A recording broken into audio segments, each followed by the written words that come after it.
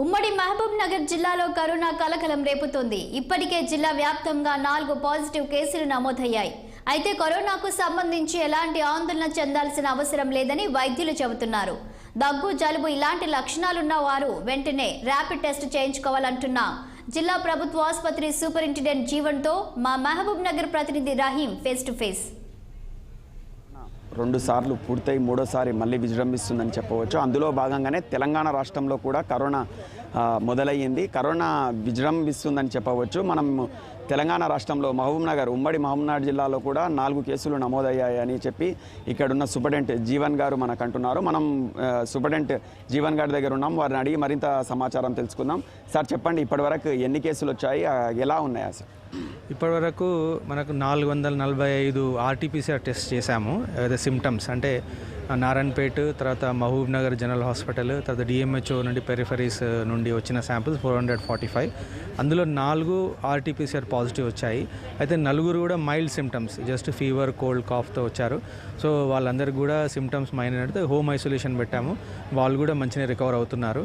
So ఇప్పుడు ఏంటంటే ఇప్పుడు వచ్చే JN1 వైరస్ చాలా మైల్డ్గా ఉందండి.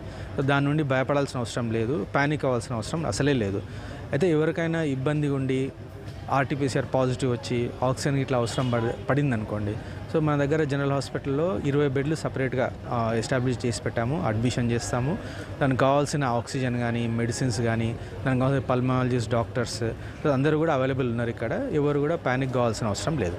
సార్, ఒకటి ఏంటంటే హెల్త్ డిపార్ట్మెంట్ కొంతమంది చెప్పడం ఏంటంటే కేసులు వచ్చినా కూడా కప్పి పెడుతున్నారు, బయటికి చెప్తలేరు అని చెప్తున్నారు. అంటే దీనిపై మీరేమంటారు? ఇది పూర్తిగా అవాస్తవం అండి. ఇది పూర్తిగా అవాస్తవము. అట్లా చేయాల్సిన అవసరం లేదు. ఎందుకంటే మనకు ఆర్టీపీసీఆర్ టెస్ట్ చేసే పాజిటివ్ వస్తే ఇది పబ్లిక్ డొమైన్లో పెడతాం. సో ఇందులో వాస్తవాలే ఉంటాయి, అవాస్తవాలు ఉండవు. ఏదైతే తెలంగాణ రాష్ట్రంలో హెల్త్ మినిస్టర్ మహబూబ్ నగర్కి ఇన్ఛార్జ్ ఇచ్చారు, అంటే మహబూబ్ నగర్ హెల్త్ మినిస్టర్ ఇవ్వడంతో అది కాకుండా కోవిడ్ కేసుల పరంగా అంటే వాళ్ళు హెల్త్ మినిస్టర్ ఎలాంటి జాగ్రత్తలు మీకు చెప్పారు, అంటే ఏం పేషెంట్స్ పరంగా? సో దీనికి హెల్త్ మినిస్టర్ గారి ఆధ్వర్యంలో, డిఎంఈ గారి ఆధ్వర్యంలో మాకందరికి కూడా మీటింగ్ అయిందండి. అందులో మాకు కోవిడ్ మాక్ డ్రిల్ అంటే ఒకేసారి ఎక్కువ కేసెస్ వస్తే మేము ఎట్లా ఎదుర్కోగలుగుతామా లేదా అనేది దానికి మాక్ డ్రిల్ అంటారు, అది అయ్యింది. సో ఇంతకుముందు సెకండ్ వేవ్లో ఆల్మోస్ట్ 300 to 400 ఆక్సిజన్ బెడ్స్తో వెంటిలేటర్స్ మీద ఉన్న పేషెంట్ మేనేజ్ చేయగల కెపాసిటీ ఉంది మన దగ్గర, స్టాఫ్కి అందరికి కూడా అంత ఎక్స్పీరియన్స్ ఉన్నాం.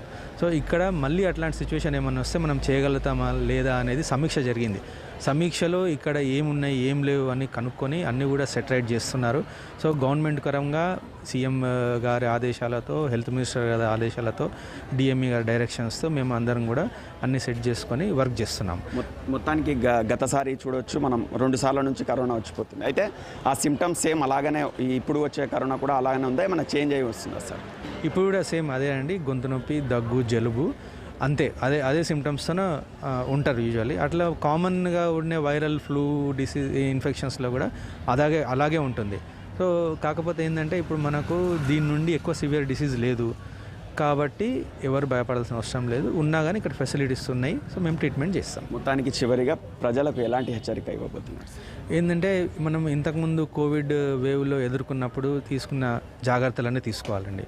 ఏంటంటే మాస్క్ ధరించడము, శానిటైజర్ వాడడము, చేతులు శుభ్రంగా కడుక్కోవడము, తర్వాత సోషల్ డిస్టెన్స్ మేనేజ్ చేయడం. సోషల్ డిస్టెన్స్ అంటే ఒకరికొకరికి మధ్యన దూరం అట్లీస్ట్ 1 మీటర్ మేనేజ్ చేయాలి. దగ్గు, జలుబు ఉన్న వాళ్ళు గ్యాదరింగ్స్ పోవద్దు. ఏమన్నా అట్లాంటి సిమ్టమ్స్ ఉంటే ఇమీడియట్గా డాక్టర్ దగ్గర కన్సల్ట్ చేయాలా. అవసరం ఉంటే టెస్ట్ చేయించుకోవాలా. పాజిటివ్ ఉంటే సిమ్టమ్స్ ఆక్సిజన్ ఇట్లా అవసరం లేకుండా హోమ్ ఐసోలేషన్లో ఉండాలి. అవసరం పడితే హాస్పిటల్ అడ్మిట్ ట్రీట్మెంట్ తీసుకోవాలి. అంతేగాని నిర్లక్ష్యం చేయొద్దు. Okay, thanks. అయితే ఏదైతే జీవన్ గారు అంటున్నది ఏంటంటే గత 2 సార్ల నుంచి వచ్చిన కోవిడ్ లాగానే సోషల్ డిస్టెన్స్ మెయింటెనెన్స్ చేయాలి. శానిటైజరు, మాస్క్ కావచ్చు. ఏదైతే సిమ్టమ్స్ కనిపిస్తే దగ్గు, జలుబు అలాంటి ఏమైనా సిమ్టమ్స్ కనిపిస్తే ఇమీడియట్లో వచ్చి టెస్ట్ చేయించుకోవాలని చెప్పి ఇక్కడ ఉన్న సూపరింటెండెంట్ జీవన్ గారు చెప్తున్న పరిస్థితి.